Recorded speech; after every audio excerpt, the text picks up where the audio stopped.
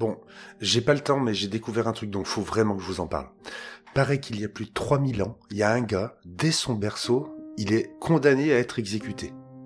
Mais le cours du fleuve fait bien les choses, et il est récupéré et élevé par ses propres bourreaux. Un jour, il tue un mec, panique et s'enfuit dans le désert. Il y trouve un buisson en feu, mais genre le buisson il brûle mais il reste intact, sûrement un membre de la famille des buissons inifugés. Et là, la fougère lui parle, enfin il entend une voix. Et cette voix lui dit de retourner dans le pays qu'il a fui, et d'aller voir le roi pour lui dire de libérer tout son peuple. Le roi refuse, et ça vénère le gars. Du coup, il appelle un pote et ça part en cacahuète totale.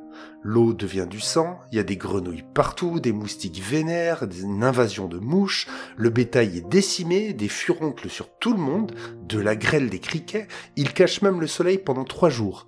Et, bouquet final, tous les premiers-nés du pays, humains comme animaux, tombent sans distinction. Du coup, le roi, il lâche l'affaire et les laisse partir. Mais il change d'avis, et il les poursuit avec son armée. Là, c'est la merde. Devant la mer, derrière les soldats. Et là, notre gars, il lève les bras. Il panique pas, hein, juste il ouvre la mer en deux. Il fait passer tous ses potes, pareil qu'il y en avait 2 millions, puis la mer se referme sur l'armée ennemie qui les poursuivait. Maintenant, faut gérer la logistique, car à 2 millions dans le désert, c'est pas simple. Faim, de la bouffe tombe du ciel. Soif, il tape une pierre 1 ou 2 fois et il y a de l'eau qui sort. Il y a même des lois qui tombent du ciel sur des cailloux, gravés direct. Après, il marche 40 ans dans le désert, il les guide jusqu'à la frontière du pays promis, et là, le gars, il crève. Juste avant l'arrivée, parce qu'il avait tapé au lieu de parler. Et voilà, fin de l'histoire.